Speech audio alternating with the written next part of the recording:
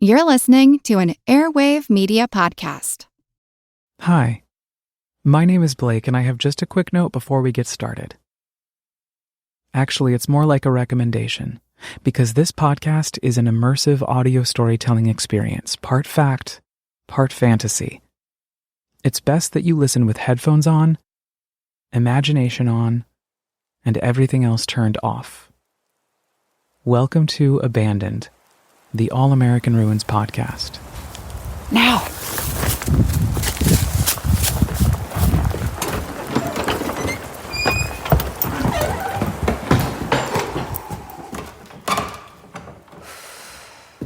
Whoa. Oh my God. Is that how you remember it? Yeah, but just worse. How many years? Worse for wear?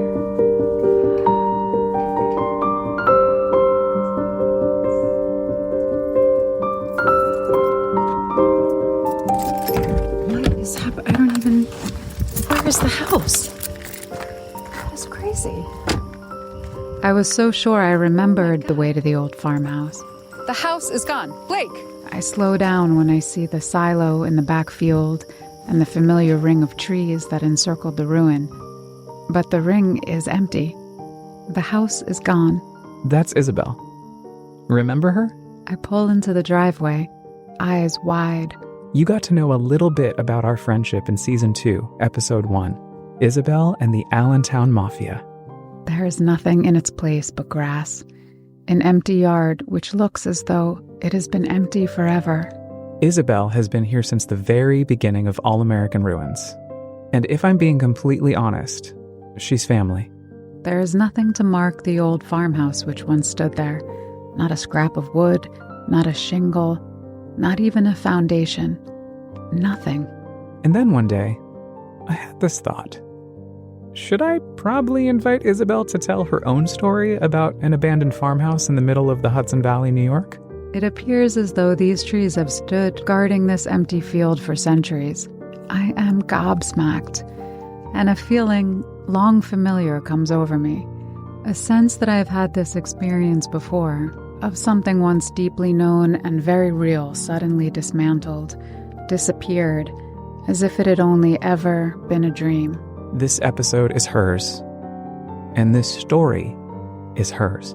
I take a photograph and send it to Blake. The house! It is gone. So, without further ado, I'd like to reintroduce you to Isabel. Because, indeed, the house is gone. Growing concern about a new and rare pneumonia-like virus that has caused at least 2 deaths and has spread from China to other countries in Asia. And federal health officials don't want it to spread here, so they are screening passengers arriving from central China at 3 major airports. That type of screening hasn't happened since the Ebola outbreak. Here's Errol Barnett. Additional health screenings begin here at JFK at 10 p.m. Eastern tonight. The CDC deploying roughly 100 experts here to Los Angeles and San Francisco's international airports to assist.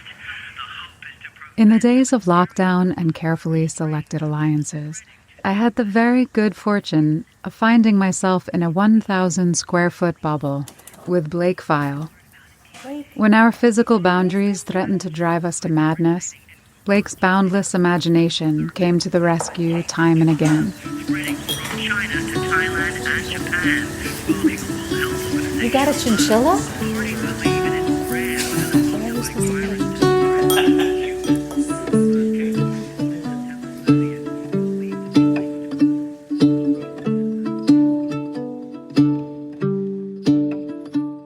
To exceed parameters and limitations with Blake File is to be reminded of the glee of childhood, endless days exploring summer fields and winter barns, past chain-link fences and foreboding, into realms where anything is possible.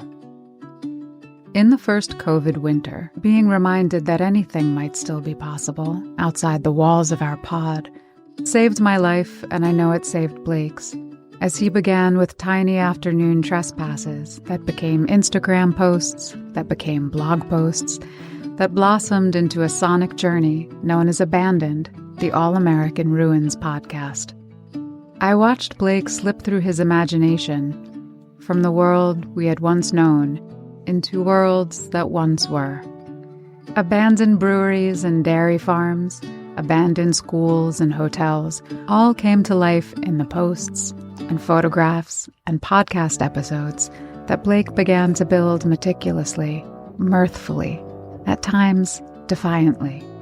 Many things bring me joy, but near the top of the list is jumping into the car with a friend and a camera and taking off on an adventure, destination known or unknown.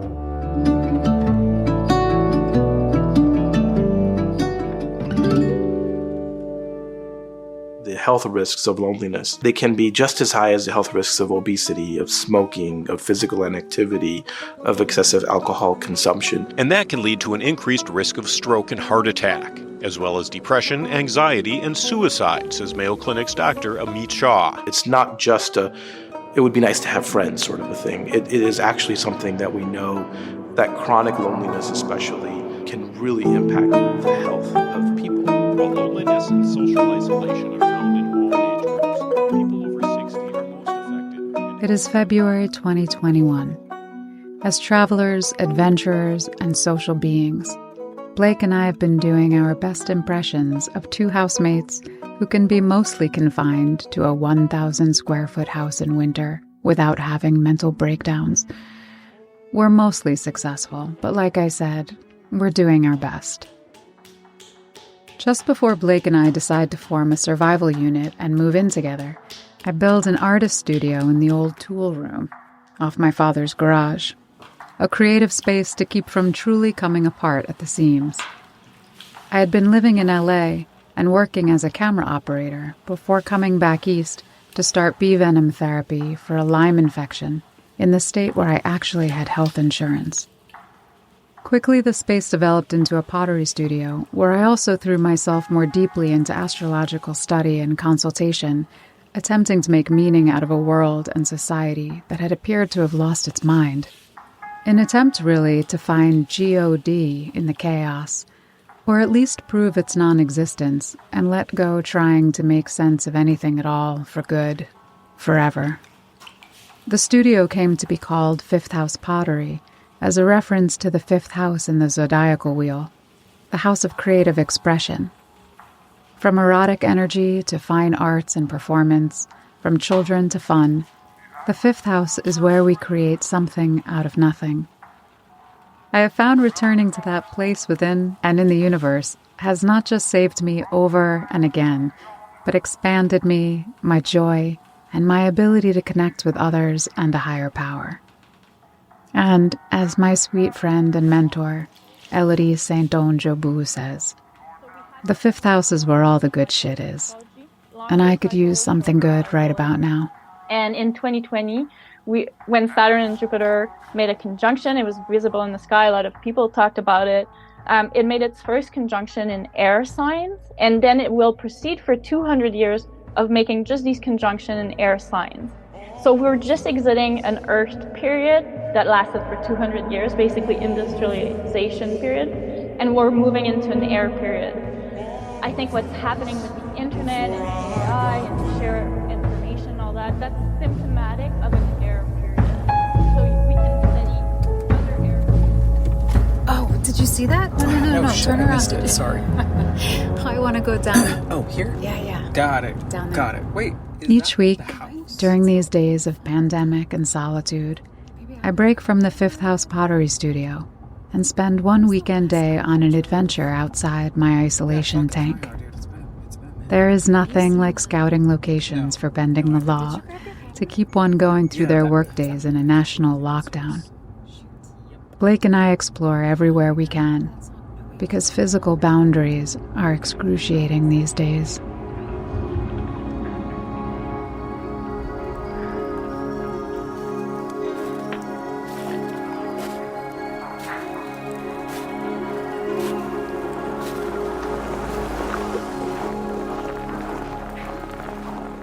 On this particular day, we set our sights on an old farmhouse in the small Hudson Valley town of Wallkill, New York. We park down the road, as we usually do, Two respectable folks taking a simple country walk. And when the last of the Sunday motorists has passed, I look across the crisp white field at our target. Now, and we are off. We launch from the ice-crusty shoulder, two rapscallions gleefully bounding through knee-deep snow like winter foxes, past no trespassing signs, through barbed wire and farm fences, with snow in our boots and rebellion in our hearts. Time travelers in an Arctic terrain. A brand new world trapped inside the world that has worn a groove in our pandemic reality. Here is a bubble within a bubble. Frozen time within frozen time. We slip from the world that once was into a world that once was. This one, at least, is new to us. Closing in on this dilapidated beauty and scanning for a likely entry point, Blake puffs out a frosted dialogue bubble. What do you think? Backside, I answer in icicle letters, and our bodies move together in a murmuration, a synchronized swoop to the left. The distant motor of a car announcing its approach threatens to witness our mirthful crime. When we round the side and spy a door ajar across the saddle-backed porch. Our murmuration swoops right as I make a quick assessment of the likelihood of this porch collapsing beneath us, of the entire house crashing down from above us. Fair to good, I decide. Fair to good and worth the risk. We navigate the rotted holes in the little porch and slip in through the open door just before a passing car clears the great gnarled tree standing sentry to our mischief. We're in. Inside is absolutely stunning. It is in cold blood meets great expectations. It is romantic and deeply American. It is without a doubt capable of raining floorboards and lathing and oak beams down upon us, snuffing us out with a great creak and a groan and a cloud of mold and plaster dust, serving us right for our audacity. There are things missing now. It is perfect.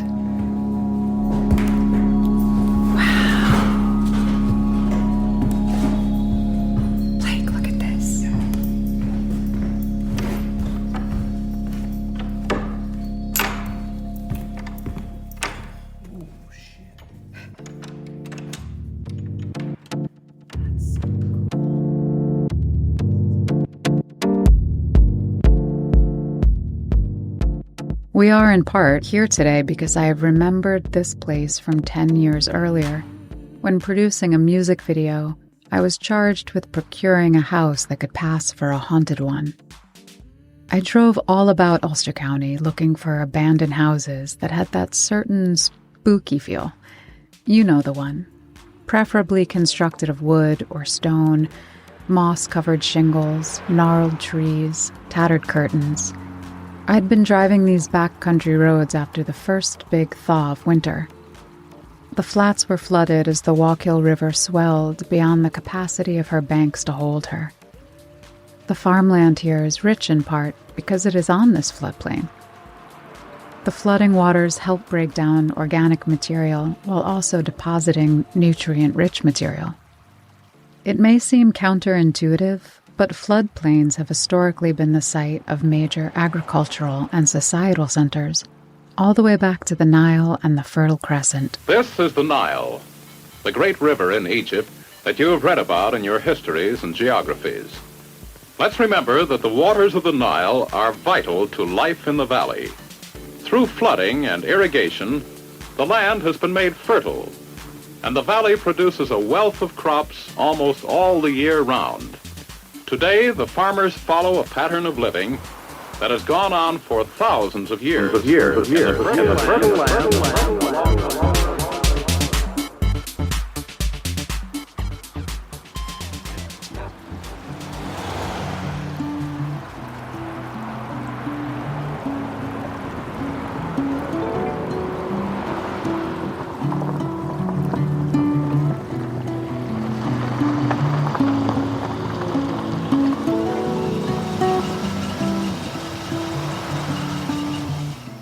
This day, I took a turn down a road on which I had never been, hoping to find the gem for which I was searching, and came across a structure floating in the water. It was the top part of a house, the attic really, with the roof still intact. The entire thing separated from the rest of the house body that had once supported it, but because it was so perfectly preserved and so perfectly level upon the surface of the water, it gave the illusion the water had covered the first 2 floors of the house and left only this attic and roof sticking out. I felt closer to my haunted house after seeing this strange illusion. As well, it was clearly the type of old wooden farmhouse architecture that I was seeking. Sloped roofs, clapboard siding, wide porches, large kitchens for gathering, pantries, central fireplaces, bedrooms on the 2nd floor. So I continued on around the surrounding back roads until I found what I was looking for. The day we're scheduled to shoot is also our first day inside our haunted house. And when we enter, the crew and I find the kitchen ransacked. Food cans open and empty, stack into a tumbled pile in the center of the floor.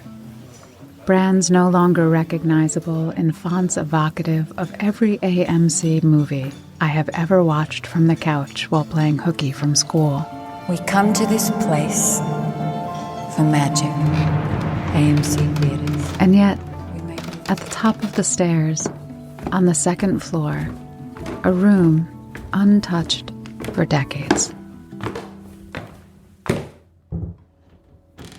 A young woman's room, perfectly intact. There is a single bed on a metal frame just to the right as you enter.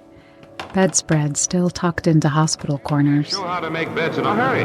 Here's the eventual winner, making bed in 2 minutes, 29 seconds. A small night table beside it, stacked with a few ladies' magazines that date the era to the 1940s, perhaps even the late 1930s. Turn out to be bloomers and skirts and coats, and they are shown in this current issue of Life, which appears on the newsstands today. A wooden vanity on the far wall, an oval mirror in the center, a hairbrush, bristle side up. To keep your scalp healthy, every single day brush and keep brushing. Not just your hair, but your scalp. A closet in which simple country dresses hang to one side, lined up perfectly beneath them the small and narrow shoes of a woman of that era.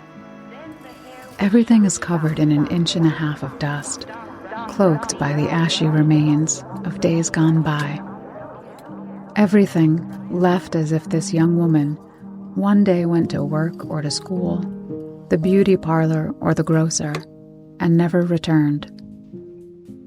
And here we are, 80 years later, filming a video for 2 DJs who specialize in electronic house music. And here Blake and I are, 90 years later, exploring an abandoned property in the first pandemic of our lifetime, looking for meaning, for connection, for the promise of something out of nothing. Yeah, just worse. How many years? Worse for wear. 10? There are things missing now.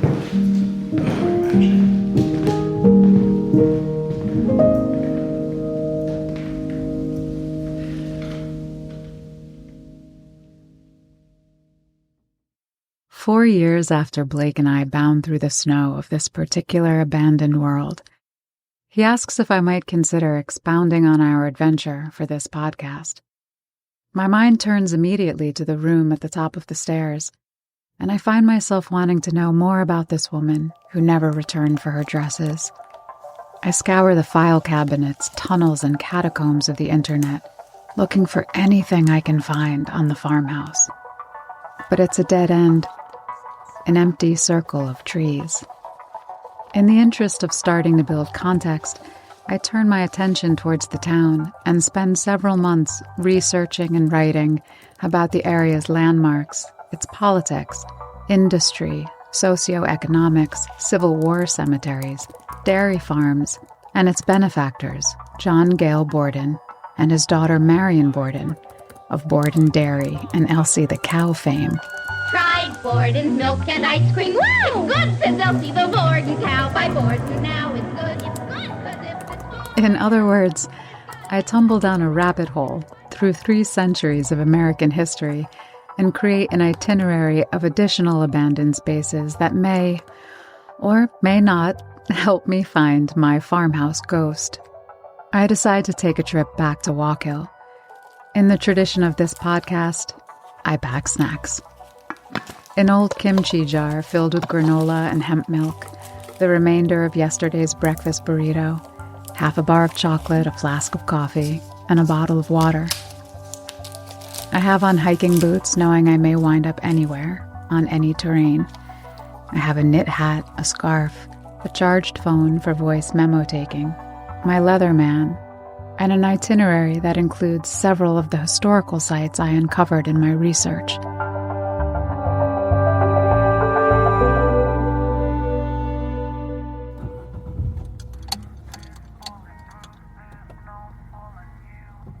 The first stop, of course, is the old farmhouse, which, as you now know, just plain isn't there. Driving back into the town, I am struck by the sheer number of billboards and lawn signs paying homage to the 2024 candidate who has just won the presidential election. While it is true the town's founding father and the Borden patriarch was a staunch Republican, he was of the earliest iterations of the party before the Republicans and Democrats pulled a real switcheroo and came to stand, respectively, on what had once been the opposition's platform. The Republican Party dates back to 1854, and during these years of the Borden patriarchs, the party was considered quite liberal, helping fund the Transcontinental Railroad and state universities and embracing abolitionism. While Democrats bemoaned central government as the enemy of individual freedom, radical Republicans were working on the Reconstruction Amendments with the goal to eradicate slavery forever and to guarantee civil rights for Black Americans. It strikes me as a fascinating evolution of a town that was built through the marriage of philanthropy and hardworking farmers and factory workers, that current residents of this town should put all their belief behind a man who has no intention of using his wealth to improve their lives, of throwing his lot in with theirs. The Borden family farm is entered through a gate that reads, Ostendo non ostento, meaning I show, I do not boast. Yet the town has turned out, overwhelmingly, for a man notorious for his boasting, a man who elevates billionaires and makes fun of working-class folks. Marion Borden, who inherited the dairy, became its first female CEO and funded many of the town's institutions, such as the high school and the library. She lived her life according to the Girl Scouts' oath to respect self and others, to be of service always. She brought electricity to the town, gave tirelessly of her time and resources, and upon her death left enormous parcels of land to both the Girls and Boy Scouts of the Hudson Valley. How does a town evolve in this way? What happens when a town's benefactor passes, or when industry dries up, or is bought up and taken elsewhere, leaving a population bereft of local jobs?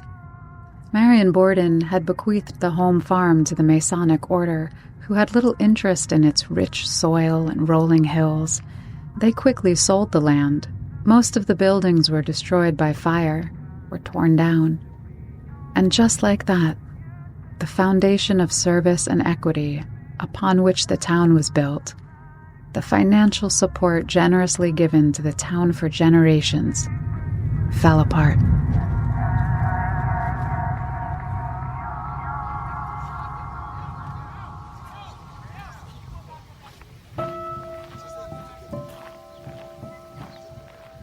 When I was 18, I graduated high school and spent the summer working in Provincetown, scooping ice cream, so I could make enough money to explore the world outside of the States via foot and backpack, before starting college.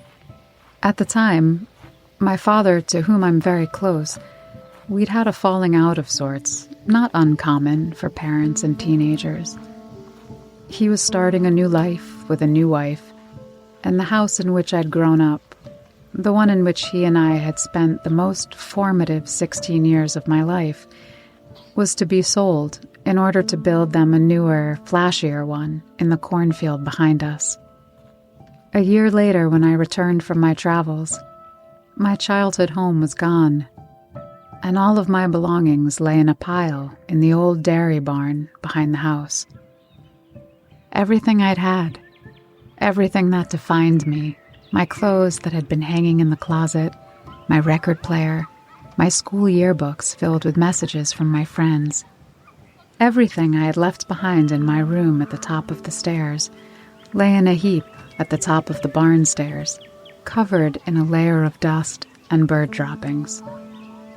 Until standing outside this empty circle of trees, I had forgotten entirely about this moment in my life.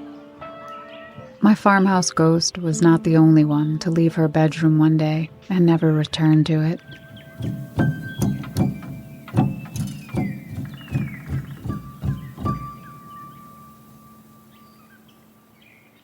Now, 4 years after Blake's and my original adventure, we are facing not just new societal challenges under the same leadership, but another potential impending pandemic.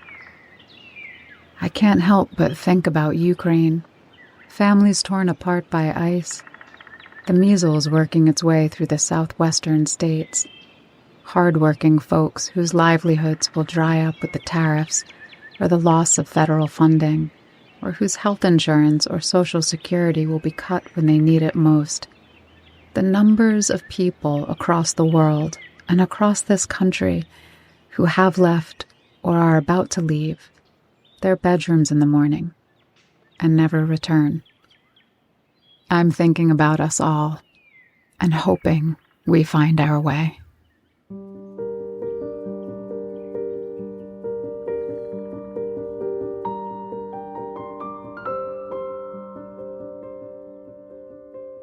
By now, we have all heard the phrase, "Take your broken heart and turn it into art."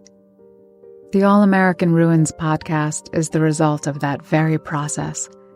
My dear friend Blake File, broken-hearted by our beloved country in shambles, dove into his imagination in order to stitch himself back together, and in so doing, managed to stitch together the abandoned stories of forgotten spaces and generations, which in turn stitch together those of us who tune in from around the world to listen to this podcast. If you're just tuning in, welcome to the 3rd season of Abandoned, the All-American Ruins podcast. Join me every other week as I take you on an immersive sonic journey, recounting my expeditions of abandoned spaces across the United States, which I transform into fantastical audio experiences that allow you, dear listener, to dive into my imagination with me, or maybe inspire you to go out and use your own. Subscribe on Apple Podcasts, on Spotify, or wherever you get your podcasts, and don't forget to rate and review the show. Also, if you like to read or enjoy amateur photography, just know that each episode this season is adapted from the original All-American Ruins blog, where you can catch up on more of my adventures. Just visit allamericanruins.com or follow me on Instagram at allamericanruins. This episode of Abandoned, the All-American Ruins podcast, is hosted, written, and produced by Isabel and edited by me, Blake File, with studio space courtesy of Radio Kingston, WKNY, AM 1490, FM 1079 in Kingston, New York. Thank you, my friend, for taking the time to explore these abandoned spaces with me. But most of all, thank you to Isabel, my big sister, for going on this adventure with me.